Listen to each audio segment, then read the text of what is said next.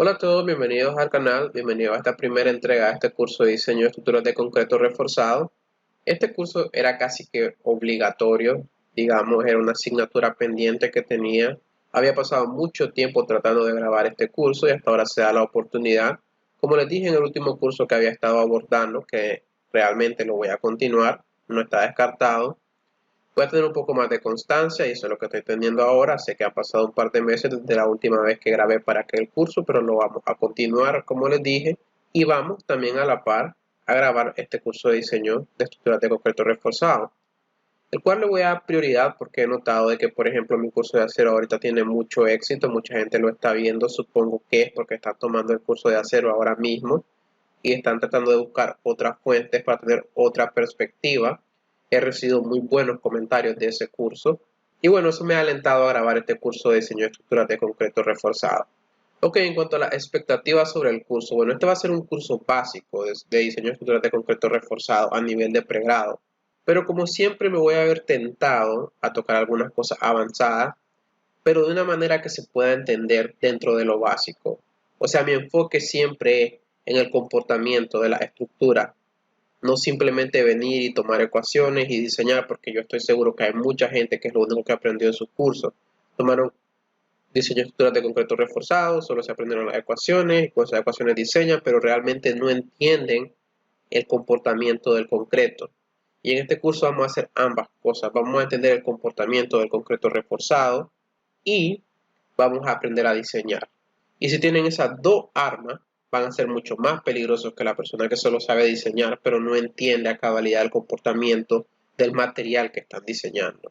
Entonces, bueno, en esta primera clase lo que vamos a hacer es que vamos a hablar primero generalmente de lo que es el concreto reforzado o el concreto armado, depende de en qué país estén. Algunos le llaman concreto armado, hormigón armado, concreto reforzado, es lo mismo. Entonces vamos primero a hablar de las generalidades, de qué en general, y luego vamos a adentrarnos a cada uno de los materiales que lo componen, porque como ya lo sabrán, pues está compuesto de concreto y acero. Y bueno, vamos a empezar por acá. El concreto reforzado es uno de los materiales de construcción más comunes. De eso no hay duda, todo el mundo lo conoce, muy conocido. Pero a pesar de lo conocido que es y del rol que juega en la vida cotidiana de cada uno de nosotros, es probablemente no muy comprendido. Y eso es lo que le estaba diciendo. O sea, muchas personas hasta incluso toman cursos de diseño de estructuras de concreto reforzado y lo único que aprenden es a utilizar ecuaciones y diseñar y no entienden el material que están diseñando. Y eso para mí es pésimo. Es lo peor que alguien puede aprender. Pero bueno, para poder entender qué es el concreto reforzado, tenemos que entender un par de cosas. Y ya que estamos en eso, vamos a hablar de los requisitos para este curso. Hay dos requisitos fundamentales. Haber tomado un curso de mecánica de materiales o resistencia de materiales, depende de cómo le llamen en su país, y haber tomado su curso de análisis estructural. Porque en un curso de diseño lo que vamos a hacer es básicamente comparar demanda y capacidades. O sea, cuál es la demanda que está impuesta a un miembro estructural y cuál es la capacidad de ese miembro estructural. Entonces, la demanda la calculamos con análisis estructural y la capacidad de ese elemento la vamos a estimar utilizando resistencia de materiales, básicamente, o algunas ecuaciones que están en los códigos de diseño que vamos a utilizar. Pero bueno, esos son los dos requisitos fundamentales: análisis estructural y resistencia de materiales. Entonces, para poder comprender el concreto reforzado, vamos a primero recordar la flexión. La flexión es uno de los fenómenos más comunes a los que los miembros estructurales pueden estar sujetos. Entonces, todos recordamos el análisis de viga, de mecánica de materiales o resistencia a materiales. Entonces, lo que recordamos del análisis de viga es lo siguiente: cuando tenemos una viga, de hecho, la definición de viga es un miembro que soporta esfuerzos de flexión. Entonces, ¿qué es la flexión? Bueno, la flexión está compuesta por dos esfuerzos: compresión y tensión. Entonces, tenemos compresión en una parte de la viga y tenemos tensión en otra parte de la viga. Ese par compresión-tensión lo que hace es generar un momento en la sección. Y creo que todos recuerdan eso de su curso de resistencia de materiales. Y si no lo recuerdan muy bien, pues lo vamos a recordar aquí poco a poco. Ok, y ahora que sabemos que vamos a estar lidiando generalmente con flexión, entonces sobre el concreto tenemos que hacer algo muy importante. Y si algo que tiene que quedarle grabado de este curso es lo siguiente: es que el concreto es un material que es muy bueno resistiendo esfuerzos de compresión, pero muy malo resistiendo tensión. Por ende, vamos a necesitar incluir barras de refuerzo. Y es a través de la acción compuesta, debido a la compatibilidad que va a haber entre ambos materiales, que vamos a tener un nuevo material. Y ese nuevo material es de concreto reforzado. Y no lo piensen como que, ok, es un material en sí como un solo material. No, o sea, es un material compuesto de dos materiales. Y eso de cómo trabaja esa acción compuesta y cómo se hace compatibilidad de deformaciones lo vamos a estudiar a fondo más adelante. Pero es muy importante que lo tengan en mente, que hay una compatibilidad de deformaciones y por eso lo podemos considerar como si fuese o como si estuviésemos tratando con un solo material. Ok, entonces esto lo vamos a estudiar en más detalle más adelante, como les dije. Pero es muy importante reconocer que para hablar del material compuesto, que es el concreto reforzado, primero tenemos que hablar de lo que es solo el concreto y lo que es solo el acero, o sea, los materiales que conforman a ese material compuesto. Pero bueno, hablando de la flexión y de lo que estábamos tocando un poco antes, para que lo entendamos de mejor manera tengo estas ilustraciones acá. Veamos, tenemos esta viga. Esta viga está hecha de concreto, solo concreto y nada más. Supongan que por ahora no saben qué es el concreto. Estoy asumiendo que saben qué es el concreto, pero supongan que no lo saben. Solo saben que es un material que es bueno en compresión y malo en tensión. Entonces, esta viga está sujeta a esta carga. Esta carga va a generar esfuerzos de flexión en la viga. Entonces, si recuerdan, la viga va a tener un eje neutro. Entonces, acá pueden ver esto, donde estoy bosquejando una parte de una viga, lo que sería el eje neutro de la viga, que bueno, aquí no está al centro, pero si la viga es rectangular, pues normalmente va a estar al centro. Entonces, por encima de ese eje neutro lo que tenemos son una distribución de esfuerzos de compresión. Y por debajo del eje neutro lo que vamos a tener es una distribución de esfuerzos de tensión. Entonces tenemos compresión y tenemos tensión. Y como les dije, lo que tenemos es un par, porque si tomamos la resultante de estos esfuerzos de compresión acá, vamos a tener algo así. Y si tomamos la resultante de los esfuerzos de tensión por acá, vamos a tener algo así. Y entre estos dos va a haber una distancia o un brazo que le podemos llamar Z. Entonces, esta es la resultante de la compresión, esta es la resultante de la tensión. Entonces, un par de fuerzas dividida por una distancia entre ellas, lo que genera un momento flector. Creo que todos recuerdan eso. Ok, pero de regreso a esta viga. Entonces, como ven, parte de la viga, supongan que una parte, y vamos a suponer que es acá, vamos a tratar de rayar el eje neutro.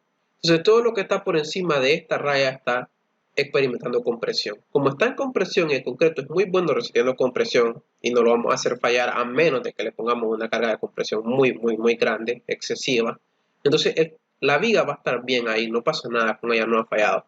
Pero como aquí abajo, como pueden ver en el diagrama que tengo acá, el concreto está experimentando tensión y es muy malo resistiendo tensión, entonces se va a agrietar en tensión y lo que tenemos es que bajo una carga bastante pequeña, nada considerable, el concreto se va a agrietar en tensión y eso va a ser la falla de la sección, porque si esto se agrieta, esta sección va a fallar, no hay nada que lo resista. Ahora, lo que vamos a hacer es considerar que tenemos una barra de refuerzo acá. Entonces, en la parte que está resistiendo tensión de ese concreto, estamos incrustando barras de refuerzo. Entonces, hay una compatibilidad de deformaciones entre el concreto y el acero. Lo que quiero decir es que el acero se va a deformar, lo que sea que el concreto se deforme en esta zona. Ambos son compatibles desde un punto de vista de deformaciones. ¿Y por qué son compatibles? Eso lo vamos a estudiar más adelante. Por ahora solo quedémonos con la idea de que son compatibles. Lo que el concreto se deforme en esta zona va a ser lo mismo que el acero se deforme en esta zona y van a actuar como si fuesen un solo material, aunque realmente son dos. Entonces, aunque nosotros pongamos más carga, ahora esta sección va a ser capaz de resistirla. ¿Por qué? Porque de igual forma tenemos el concreto resistiendo compresión, pero ahora tenemos el acero resistiendo la tensión que el concreto no puede resistir en esta zona. Y el acero sí que es muy bueno resistiendo tensión y creo que todos lo saben. Luego, ¿qué pasa? Bueno, luego, si seguimos incrementando la cantidad de carga que estamos poniendo, entonces lo que vamos a hacer es que vamos a hacer que la sección falle, pero va a fallar de una forma que nosotros deseamos, va a ser una falla controlada, porque a ver, cualquiera que piense que cuando nosotros estamos diseñando la probabilidad de falla no existe, está mal. La probabilidad de falla siempre existe. De hecho, cuando nosotros diseñamos estamos tomando en cuenta el hecho de que ese elemento estructural puede fallar. Ahora, si falla, ¿cómo va a fallar? Eso lo vamos a controlar. Entonces, en este caso, esto es una falla deseada, es un modo de falla esperado. ¿Por qué? Porque el acero lo que está haciendo es que está cediendo, porque al ver carga demasiado grande, entonces el acero va a empezar a ceder mucho. Si recuerdan la curva de esfuerzo de formación del acero, de sus clases de resistencia de materiales, tenían algo así. Esfuerzo en este eje, deformación en este eje. Entonces el acero se comportaba de la siguiente manera. Primero era elástico, casi que ni se notaba la pendiente de la parte elástica, y luego empezaba a comportarse de forma no lineal y podía soportar grandes deformaciones antes de llegar a la falla. Entonces, de estos dos materiales, la pregunta es: ¿cuál puede tomar más deformaciones antes de llegar a la falla? El acero. Entonces, si nosotros queremos promover una forma de falla, la forma de falla que vamos a promover es la cedencia de ese acero, o sea, ese acero entrando a estas deformaciones plásticas y deformándose mucho, mucho antes de fallar. ¿Por qué? Porque al ver estas grandes deformaciones, evidentemente la deflexión de esta viga va a ser considerable. Todo el mundo va a ver que la viga está colapsando, que la viga se está deflectando mucho. Va a haber suficiente tiempo para desalojar el edificio, el lugar donde estén. Y luego, si colapsa, pues ya no va a haber nadie adentro, pero va a haber un aviso de falla. Por otra parte, si lo que falla es el concreto, aunque tengamos acero, pero falla el concreto en compresión, eso simplemente es el concreto en compresión fallando, es como va a explotar el concreto y no lo van a ver mucho porque el concreto no tiene mucha capacidad de deformación, pero luego vamos a ver eso más adelante. Por ahora esto solo es una introducción, luego todo esto lo vamos a ver a más detalle, pero lo que sí espero que les haya quedado claro es por qué utilizamos acero en el concreto reforzado o concreto armado o hormigón armado, como ustedes lo llamen en su país. Si lo comprendieron con esta pequeña introducción, me doy por satisfecho. Pero bueno, continuemos. Al igual que cualquier otro material que se utilice en la construcción, el concreto reforzado cuenta con un cuerpo normativo que controla los estándares de diseño y construcción para dicho material. O sea, los que vieron, por ejemplo, mi curso de acero, pueden recordar que para la construcción y diseño de estructuras de acero había una norma, un cuerpo normativo, ese era AISC. Entonces, ACI es el cuerpo normativo para concreto y ACI es lo que AISC es para acero, pero para concreto. Ahora, si no han visto mi curso de acero, pues ¿qué ACI? Pues veamos. ACI es el American Concrete Institute o Instituto de Concreto Americano. Entonces, ¿qué es lo que hace ACI? Bueno, esta institución produce manuales técnicos, guías de diseño y especificaciones. Entonces, como en este curso lo que vamos a hacer es enfocarnos al diseño de edificaciones en general, entonces en general vamos a estar utilizando la normativa que está asociada al diseño de edificaciones y esa normativa es ACI 318. En la versión que sea que se encuentre cuando ustedes estén viendo este video, no sé en qué año lo van a ver, pero créanme que la norma no va a variar mucho. De hecho, lo único que hacen es mover capítulos de un lado para otro lado, pero en general si ustedes revisan ACI de hace, no sé, 20 años comparado con el de hoy, es prácticamente lo mismo, una que otra cosa, cambian una ecuación para llegar a los resultados prácticamente iguales, pero son cosas muy mínimas las que cambian, así que no es como que se van a perder demasiado.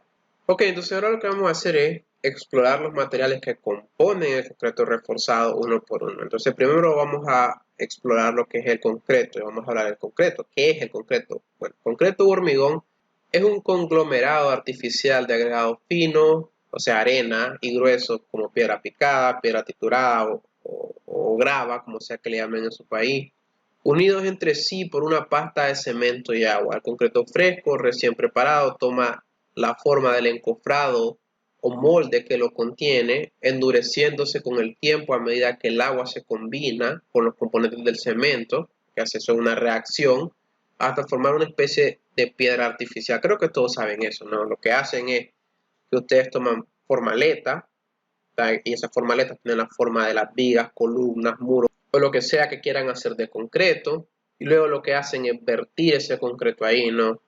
Todos han visto eso alguna vez en su vida, pero como les dije en la primera diapositiva, o una de las primeras, que el concreto es uno de los materiales más conocidos que hay, o sea, todo el mundo ha visto el concreto, todos saben lo que es el concreto.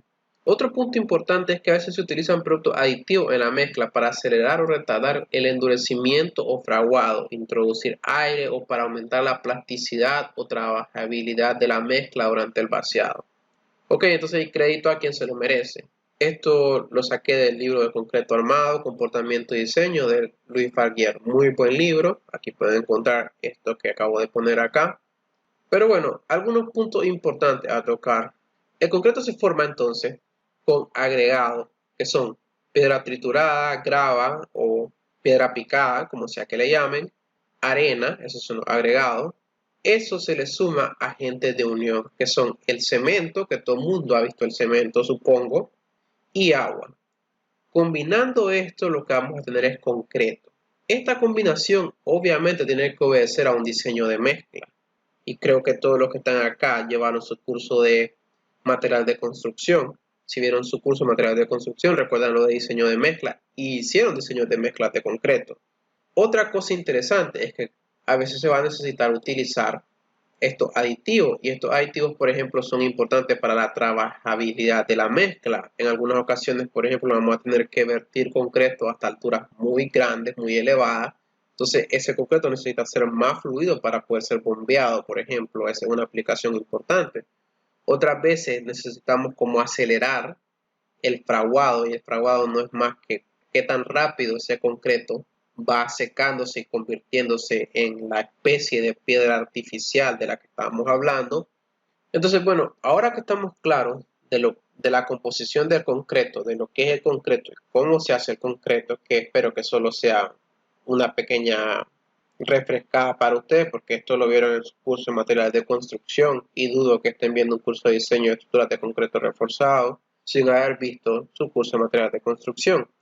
Entonces, ahora que sabemos esto, vamos a hablar del comportamiento del concreto. Y como les dije, que la propiedad más importante del concreto es la siguiente, es la que tenemos que tener en mente y si nos vamos del curso quiero que se lleven esto en mente, que el concreto es muy bueno en compresión, pero su resistencia en tensión es prácticamente nula, o sea, es muy, muy baja. Entonces la resistencia a la compresión de concreto la vamos a denominar como F'C y esto lo vamos a llamar la resistencia a compresión característica del concreto, para ser más específico. Característica significa que es la que especificamos. ¿Qué quiero decir con esto? Bueno, cuando ustedes hacen un diseño de mezcla, por ejemplo, entonces ustedes vienen y dicen, yo quiero un concreto de 4000 PSI, que son 4000 libras por pulgada cuadrada. O sea, hablamos en el sistema MKS y luego vamos a hablar de los sistemas de unidades. Quiero un concreto de 280 kilogramos sobre centímetro cuadrado, que es el equivalente a 4000 PSI. Entonces, ustedes vienen a hacer su diseño de mezcla y esperan alcanzar esos 4000 PSI a los 28 días. Luego vamos a hablar de eso en más detalle. Pero a los 28 días esperan alcanzar esos 4000 PSI. Si ustedes alcanzan 4200, la resistencia característica a la compresión de concreto son 4000 PSI porque es lo que especificaron. El diseño de los elementos estructurales van a obedecer a los 4000 PSI o a los 280 kilogramos sobre centímetro cuadrado, que es lo mismo. Solo porque cuando hicieron la prueba les dio 4200, 4300, no van a utilizar 4300, van a utilizar los 4000 que especificaron. La resistencia característica a la compresión que especificaron, por eso se llama resistencia característica a la compresión, porque es la que ustedes especificaron y es la que se va a utilizar para el diseño estructural. En cuanto a la tensión, bueno, el concreto, como les dije, es muy pobre, su resistencia ronda entre 8 a 12% de la capacidad de compresión que tiene. Entonces lo que hacemos, como les expliqué, es simplemente introducir barras de refuerzo para tomar esos esfuerzos de tensión. Y más adelante lo vamos a estudiar en más detalle cuando estemos viendo la parte de acero de refuerzo y evidentemente diseño de vigas de concreto reforzado, diseño de elementos de concreto reforzado. Vamos a empezar por viga para darle un pequeño spoiler. Entonces, hablamos de que hay una resistencia característica a la compresión del concreto. Ahora la pregunta es cómo la vamos a determinar. Bueno, la forma más sencilla y la forma en la que se determina en la práctica esa resistencia característica a la compresión del concreto, o F'C, que le podemos decir simplemente, es a través de un ensayo de compresión uniaxial de un cilindro de 6 pulgadas por 12 pulgadas, que es este cilindro que está acá, y creo que lo han visto.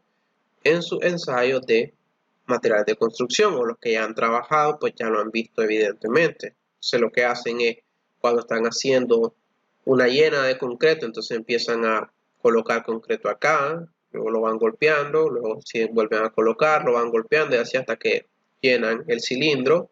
Luego ese cilindro se va a probar en diferentes edades, pero digamos la que nos va a dar la resistencia característica es a los 28 días.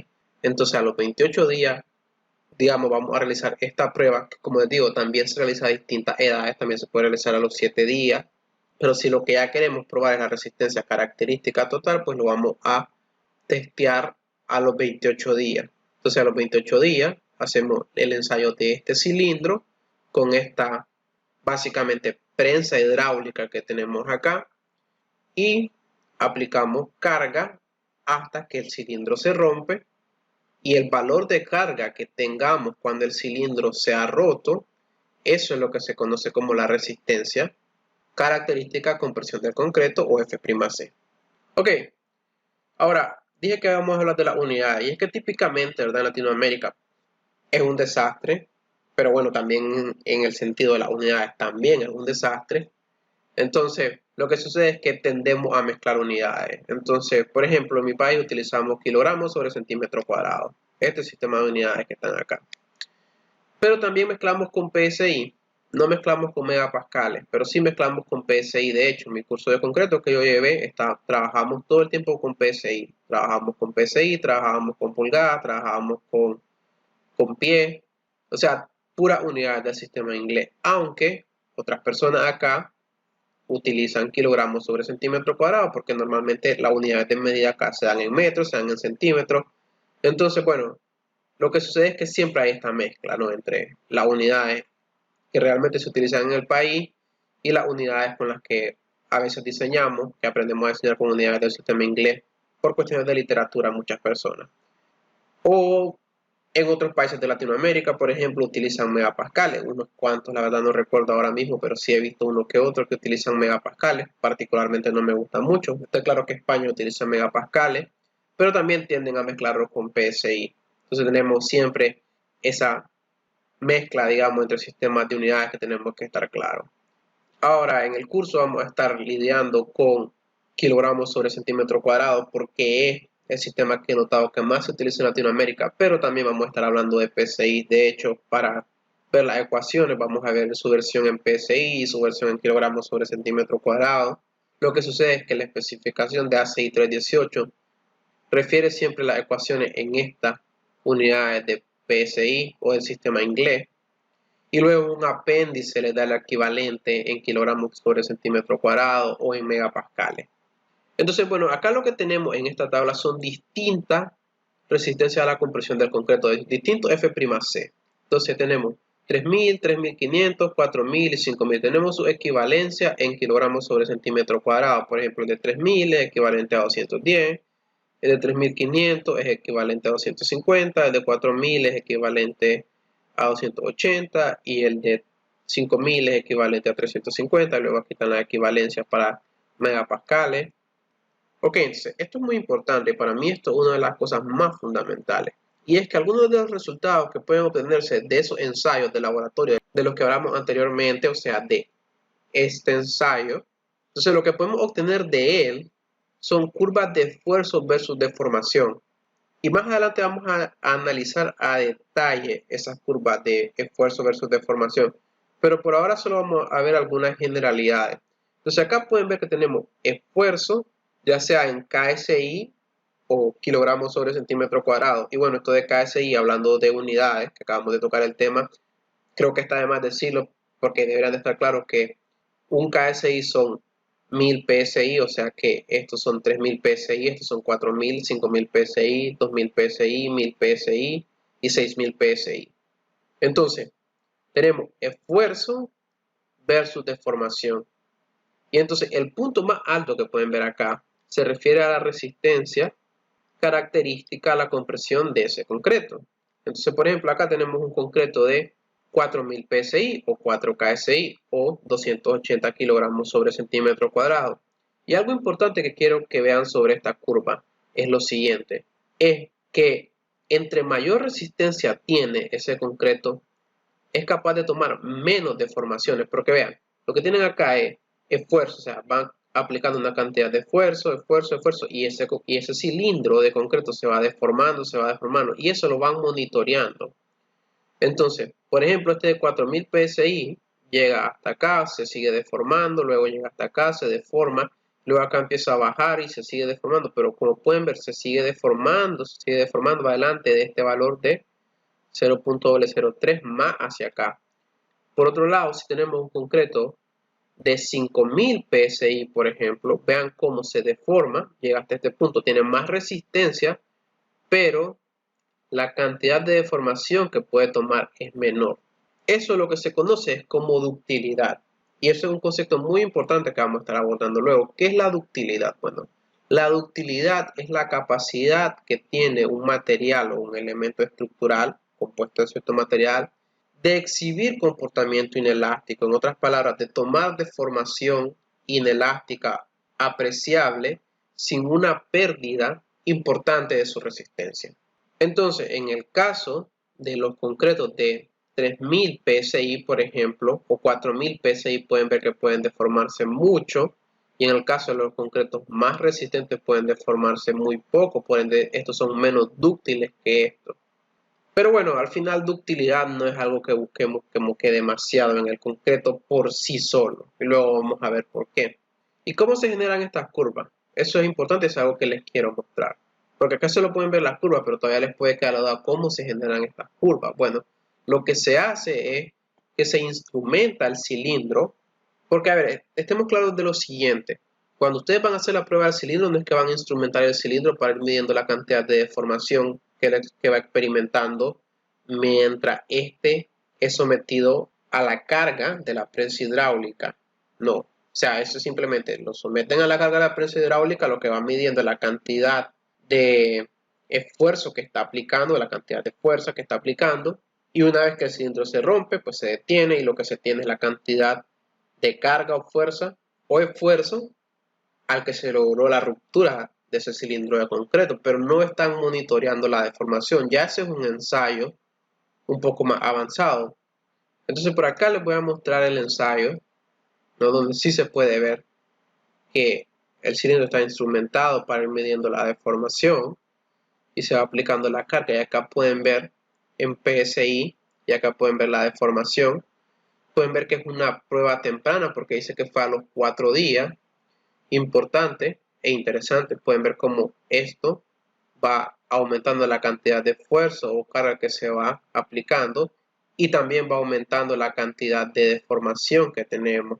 Entonces, mayor esfuerzo, mayor deformación, y eso va a continuar así. Esta es la resistencia que se está esperando a esos 4 días. Entonces veamos qué sucede.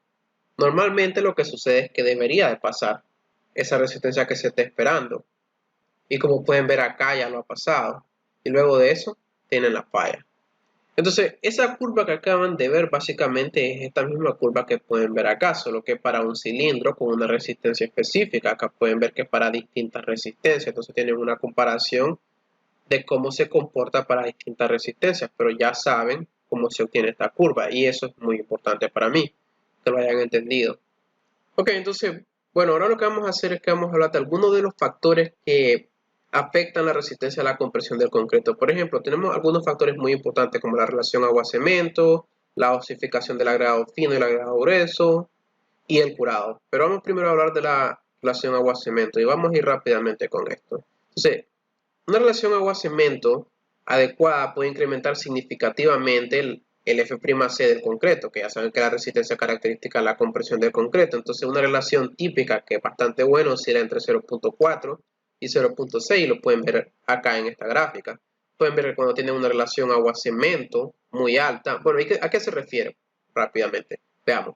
Entonces, 0.4 a 0.6 litros por kilogramo de cemento, o sea, son litros de agua por kilogramo de cemento. Entonces, cuando tienen, por ejemplo, acá 1 litro de agua por kilogramo de cemento, pueden ver que la resistencia que tienen es muy baja.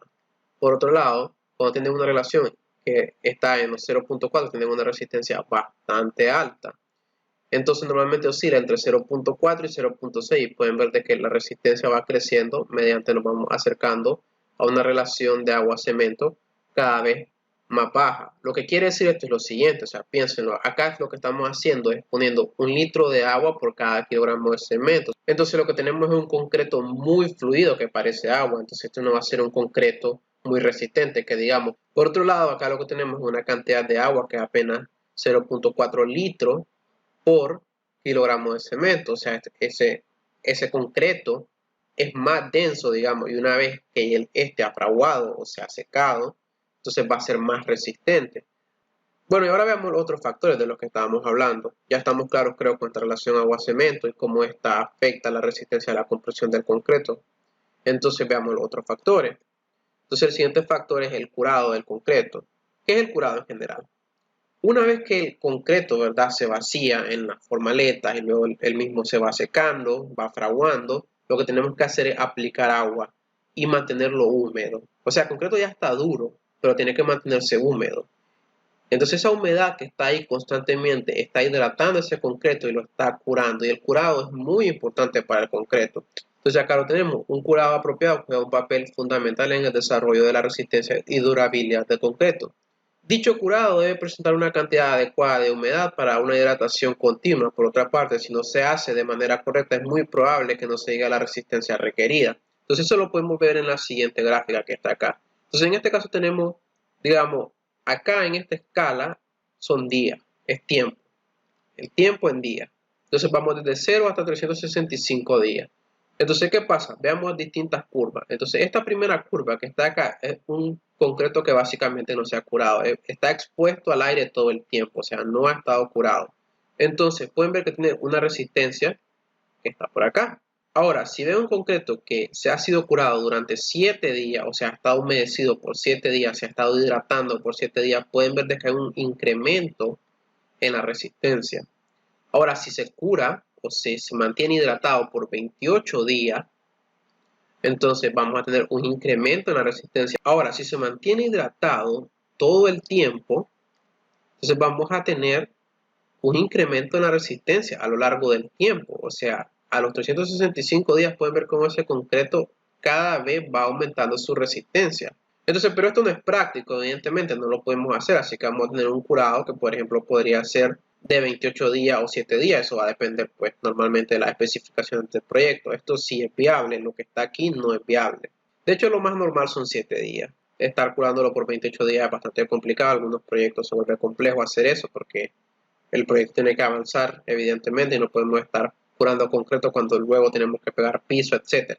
Entonces, bueno, ya sabemos el papel que juega el curado en la resistencia final del concreto, es muy, muy importante, porque podemos tener un cilindro que alcance la resistencia característica, pero si luego venimos y en campo no curamos el concreto correctamente, vamos a tener un problema, porque igual no va a alcanzar la resistencia que el cilindro sí va a alcanzar, porque el cilindro es una prueba y lo que tenemos en el campo es otra cosa. Ok, entonces ahora en cuanto a los agregados, ¿verdad? Los agregados componen entre el 70 al 80% de la mezcla del concreto. Entonces la grava, digamos, la grava o piedra triturada, depende cómo le llamen, es el agregado que es mayor a 0.2 pulgadas y la arena es menor que 0.2 pulgadas. De manera general, mantengámoslo así. Entonces, bueno, ¿qué pasa? Pasa que entre mayor es el tamaño del agregado, la resistencia al concreto va disminuyendo. Aquí pueden ver que tenemos la relación agua-cemento también, pero es por una razón específica. Y es que si tenemos un concreto de alta resistencia, por ejemplo, como este que está acá, va a tener una relación de agua-cemento más baja que un concreto, por ejemplo, de más baja resistencia, como este que está acá. Pero independientemente de eso, pueden ver cómo el tamaño del agregado va disminuyendo la resistencia a la compresión del concreto. Entonces, acá pueden ver la resistencia en PSI, acá la pueden ver en kilogramos por centímetro cuadrado, me es indiferente cuál de los dos estén viendo, como ya saben. Bueno, realmente, perdón, este es en KSI. Como les digo, me es indiferente cuál de los dos estén viendo, realmente son equivalentes a lo que tenemos acá. Lo importante es que vean cómo esto va disminuyendo, o sea, cómo la resistencia va disminuyendo a medida que el tamaño del agregado es mayor. Y creo que es bastante evidente esto. ¿Por qué?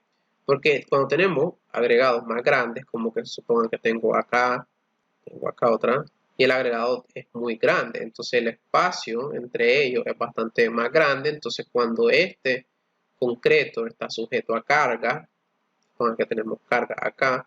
Entonces esto le va dando una ruta para que se formen las grietas y es más fácil romper este concreto, agrietarlo, que un concreto que tenga un agregado más pequeño, donde es más difícil generar este efecto de una ruta para la grieta.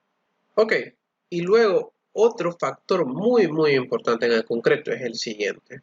Y es que se puede observar cómo la capacidad de compresión del concreto se sigue aumentando aún después de los 28 días. O sea, el concreto va a aumentar su capacidad de compresión con el tiempo. Se puede llegar hasta los 2 años y seguir aumentando. Entonces la idea es que a los 2 años puede incrementar hasta un 20%.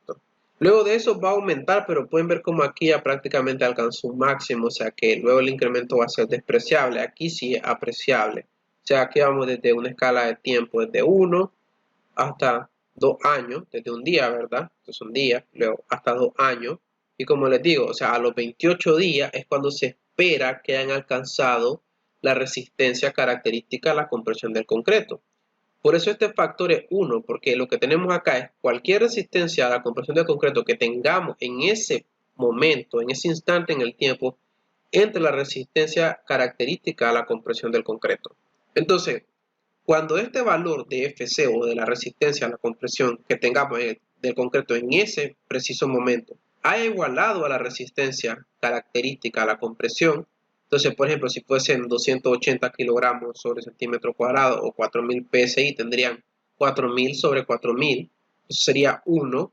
Entonces, a los 28 días, la idea es que hemos alcanzado la resistencia característica a la compresión del concreto. Pero luego de los 28 días, este valor de FC sigue aumentando hasta que tengamos una resistencia mayor que la resistencia a la compresión característica del concreto o mayor que el F'C. Entonces, en este caso va a ser mayor en un 20%, porque va a ser 1.2. Bueno, creo que la clase de hoy se ha extendido lo suficiente, entonces eso sería todo por la clase de hoy. Si les gustó el video le pueden dar like, se pueden suscribir a mi canal, compartan este video, compartan el material porque eso me ayudaría muchísimo. Realmente la motivación para seguir haciendo estos videos es la cantidad de gente que ahora veo que lo están viendo. Quiero que esa cantidad de gente siga aumentando, así que me ayudaría muchísimo que compartan mi material. Si tienen cualquier duda, ya saben, siempre me la pueden dejar en la caja de comentarios, me lo pueden mandar a mi correo siempre está ahí. En la siguiente clase lo que vamos a hacer es que vamos a estudiar un poco más, ¿verdad? Sobre las características del concreto, la capacidad de la tensión del concreto, vamos a estudiar bajo carga biaxial y vamos a estudiar a mayor detalle la curva de esfuerzo de formación del concreto. Y bueno, como les digo, eso ha sido todo por la clase de hoy. Va a ser hasta una nueva entrega. Chao.